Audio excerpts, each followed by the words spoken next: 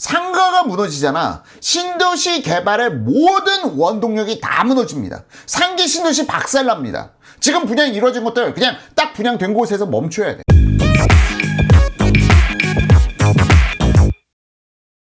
자, 지금 1주택자로 넘어가고 있다는 이야기. 비주거용 대출을 건들기 시작한다. 자, 비주거용 대출을 갖다가 건드는 것이 도대체 왜 1주택자를 겨냥하는 것이냐. 자, 거기다가 투기 1주택자도 겨냥. 아이씨, 지금 야들아 정신 좀 차려라. 투기 잡아먹으려다가 정말 서민 민생경제 파탄난다. 이게 무슨 이야기인지 한번 보자고요. 자, 어쨌든 지금 현재 금융당국에서는 주거용 임대사업자 대출 회수 중심에서 규제 대상과 방식을 더 확대할 예정. 야야야야. 대출 회수 중심 임대사업자, 주거용 임대사업자 대출 회수 중심에서 지금 규제 대상 주거용만이 아니야. 그리고 임대사업자만이 아니야. 규제 대상을 더 확대할 예정이라고 합니다. 자, 공포감 정말 어마어마하게 뿜뿜 집어넣고 있죠. 자, 그러면서 비주거용 임대사업자, 비주거용 임대사업자가 포함된다? 아니, 비주거용이 뭐죠, 아포유님? 비주거용 임대사업자가 뭡니까? 가장 대표적으로 떠올릴 수 있는 게 상가, 오피스텔도 여러분 주거용이 있고 비주거용이 있잖아. 업무용이 있잖아. 업무용까지 지금 전방위적으로 다 융단 폭격을 내리겠다라는 선언과 같겠죠. 그런데 아직까지는 검토 중이야. 비주거용 임대사업자란 말 처음 들어본다라고 이야기해 주셨는데, 그러니까 이게 좌파 정부만 들어서면은 용어들이 자꾸 생겨나. 임대사업자라고 하면은 상가 임대사업자들도 있고 여러 임대사업자들이 있는데 비주거용 임대사업자. 자, 그러면서 오피스라든지 꼬마 빌딩이라든지 전부 다 사정권에 들어옵니다. 지금 이 부분과 관련돼 가지고는 아포유님 이거 현실성 있는 겁니까? 예, 있습니다. 이거는 거듭 말씀드리지만 현실성 있습니다. 지금 이제 이 미국 이란 전쟁과 관련돼서 이걸 갖다가 상당히 이게 재밌는 관전 포인트 아닌가 생각하시는 분들도 많은데, 미 이란 전쟁과 관련된 부분은 상당히 우리나라 환율을 불안한 상황으로 만들어갈 가능성이 매우 높은 부분입니다. 특히 유가가 급등이 나오고 있는 상황에서 우리나라 환율이 더 좀 안 좋은 방향으로 흘러갈 가능성이 높아지는 형국에서, 자, 그러면은 더군다나 우리나라 통화량은 리짜임이 지금 돈을 어마어마하게 풀어대고 있는 것 같은데, 통화량이 늘어난 부분을 회수하려는 단계, 이 부분을 임대사업자, 주택이 상관없이 부동산과 관련 있는 부분에서 시장에 늘어난 유동성을 빨아들이면서 환율 관리를 하려는 것이 아닌가. 아무래도 계속 말씀드렸죠. 통화량이 증가하면 환율은 폭등한다. 자, 이런 부분에 대해서 지금 유동성, 시중에 풀려있는 유동성을 회수하기 위한 목적인데 어디서 지금 유동성을 뺏어올까? 서민들에게 돈을 나눠줘야 하니까 여기서 뺏어올 수는 없고, 그러다 보니까 부동산이 타겟이 되어서 이 부분은 단순하게 겁주기를 넘어서 실현 가능성이 상당히 높은 부분으로 보여집니다. 그래서 대출이 좀 어느 정도 있으신 분들은 지금 현금을 어느 정도 동원하시도록 좀 노력해 보시는 것도 필요하지 않을까 생각이 듭니다. 자, 부자 철학자님께서 에휴, 부동산 이외에 해결할 민생이 얼마나 많은데 니찌미용은 부동산만 이슈 삼는 이유는 표에 관심이 있다는 반증입니다. 정책을 펴는 게 아닌 정치공학만 펼친다고 보시면 되지요 하고 부자 철학자님께서 말씀해 주셨는데, 지금 이재명 대통령이 자신의 트위터 X에 올리는 글을 보게 되면 이거는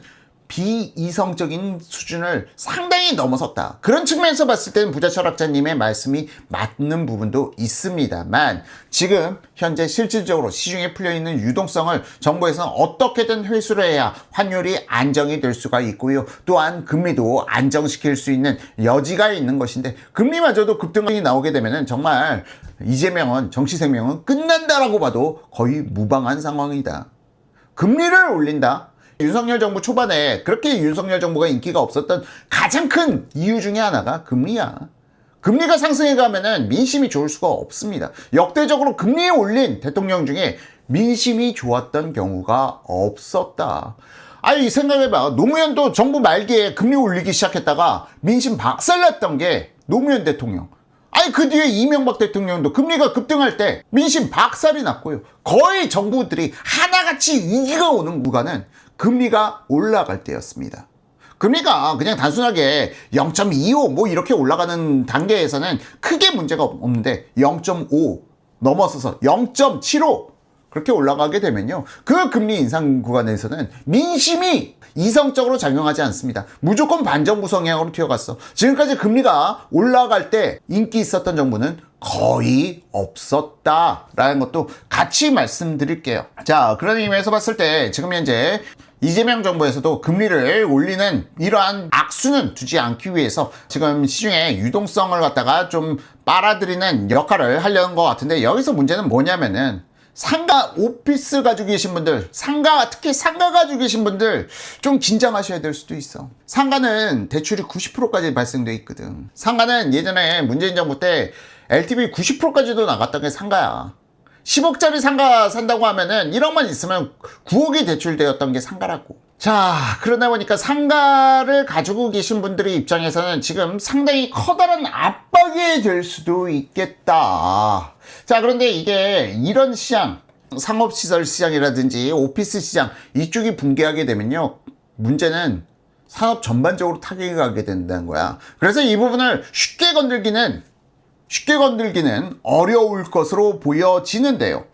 왜냐면은 이게 너무 급작스럽게 시행하게 되면요, 정말 대한민국에서 뱅크런 사태가 나오는 거 아닌가, 이런 부분까지도 지금 걱정이 될 수 있는 상황. 그러다 보니까 상업시설 이쪽은 웬만해서는 잘 안 걷는 곳이에요. 웬만하면 잘 안 걷는 것인데, 지금 야, 상가를 한 채 소유하고 여기서 대출이 나왔어. 아니 오피스 빌딩을 하나 가지고 있으면서 여기서 대출을 발생시켰어. 이 돈이 부동산으로, 주택으로 갈 수 있는 거 아니야. 이 사람들이 임차 살고 있을 건 아닐 거 아니야. 이 사람들이 주택 하나씩 보유하고 있을 거 아니야. 좋아. 그래서 상가 오피스마저도 두들겨 패서 강남에 상가를 가지고 있는, 꼬마 빌딩을 가지고 있는 분들, 오피스를 가지고 있는 분들 지금 타격을 주려는 속셈이 아닌가, 그렇게 생각이 듭니다. 아무래도 상가 오피스를 가지고 있는다라고 하면은 거주 지역은 서울에서 상가 오피스 가지고 있다? 그럼 거주 지역은 웬만하면 강남이겠지? 자, 그러니까 지금 이러한 부분들, 그동안 시장에서 수도권 규제지역 다주택자 대출 중에서도 개인 주담대보다 주거용 임대사업자 대출이 핵심 규제 대상이 될 거라는 예상이 줄을 이뤘으나, 금융당국은 비주거용 임대사업자가 수도권 규제지역의 아파트를 보유한 경우가 많다는 점을 주목. 야, 미쳤어. 자, 임대사업자는 상가, 오피스, 아파트 등 여러 유형의 부동산을 동시에 보유하는 경우가 많고, 이 중 임대수익 비중이 가장 큰 부동산 유형을 기준으로 주거용, 비주거용 임대사업자 유형이 정해진다. 그런데 여기서 비주거용 임대사업자를 배제하면 이들이 보유한 아파트, 얘들이 아파트를 가지고 있는데 얘들이 임차로 살고 있을 건 아닐 거 아니야. 꼬마 빌딩 가지고 있는 사람이 월세 내고 살지는 않을 거 아니야. 아, 진짜 얘들 아주 미쳐 돌아가는구나. 자, 그러면서 지금 오피스, 상가를 보유하신 분들, 특히 꼬마 빌딩을 대출을 많이 끼고 들어가신 분들 상당히 긴장해야 되는 단계에 있다. 일부러 금융시장을 자꾸 불안하게 만들어 이 리짜이밍 정부는. 그러니까 지금 안 그래도 상가 가지고 계신 분들이 좀 약간 긴장해야 될 구간인 건 분명해집니다. 진중맘님께서 상가 요즘 안 돼서 난리인데, 그러니까 공실이 넘쳐나는 지역들이 여기저기서 나오고 있는데, 그리고 여기서 플러스 알파.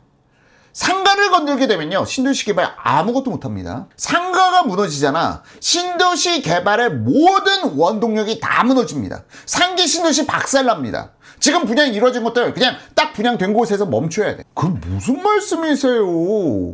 상가가 멈춘다고 왜 상기 신도시가 멈춥니까? 지금 2.5기 신도시까지 그렇게 아파트 분양가를 낮출 수 있었던 가장 큰 이유 중에 하나가 상업시설의 토지 분양가를 어마어마하게 높게 책정했거든. 그러면서 상가의 가격, 오피스의 가격, 이런 가격은 야, 너희들이 얼마에 분양하든 우린 신경 안 써. 너희 알아서 해.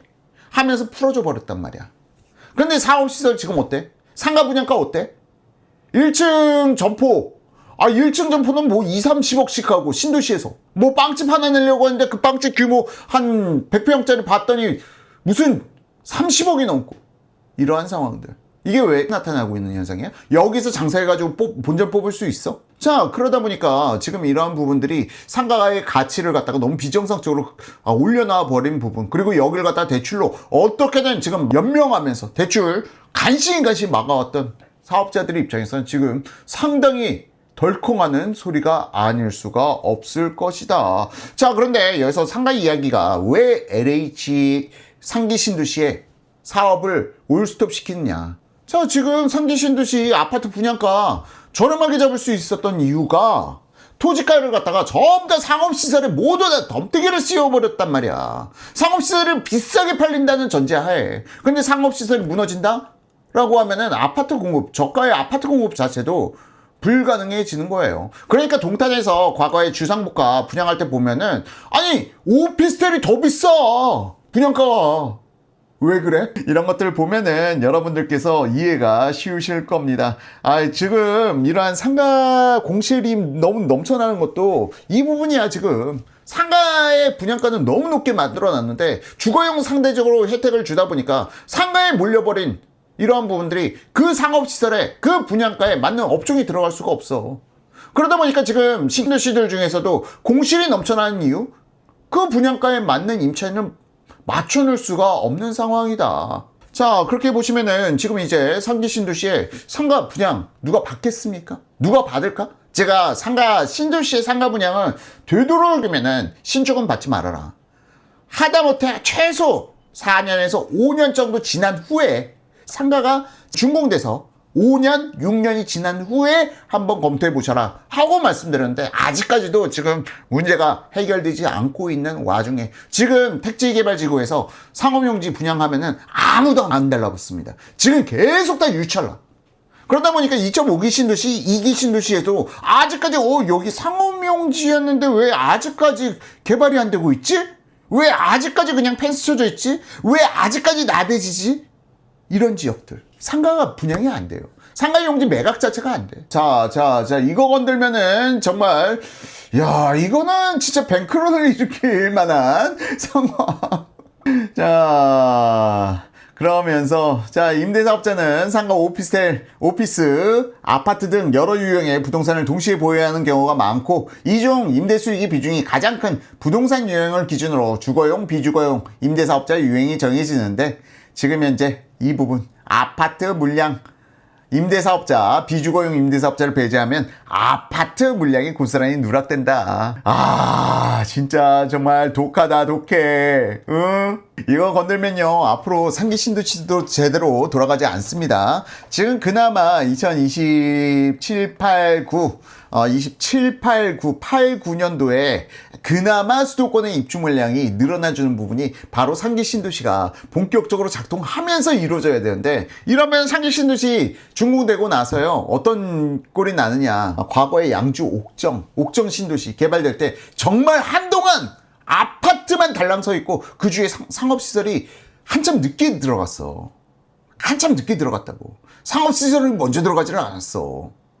아니 주변에 다 공사판이야. 그리고 나서 그 다음 분양도 안 나와.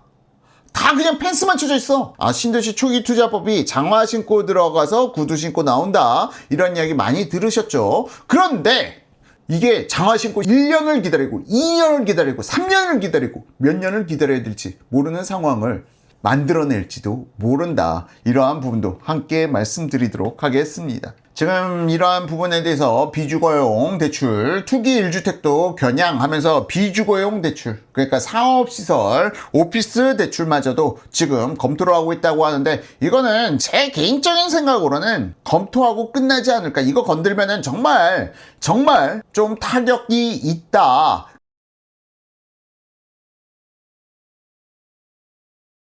그런데 이 타격이 있다는 것이 지금 잘못 생각하고 있어. 그러니까 이게 문제가 뭐냐면은 과거의 정권에서는 자산가들을 대우를 해줬어. 그러면서 국책사업과 함께 이 민간 자산의 힘을 이용해서 함께 개발이 들어가는 방식을 취해왔었다. 이 개발, 발전 이런 부분이 민간의 자금을 함께 활용하는 방향으로 지금까지 역대 정부는 그 틀 하나는 유지해왔어요. 그런데 이재명 정부에서는 이 민간 자산을 적폐의 기준으로 보고 있어. 그럼 나라가 어떻게 될까? 자, 정말 앞서서도 뭐 베네수엘라 이야기가 나오고 있는데요. 글쎄, 정말 베네수엘라를 만들려고 지금 이 작정을 피고 계시나?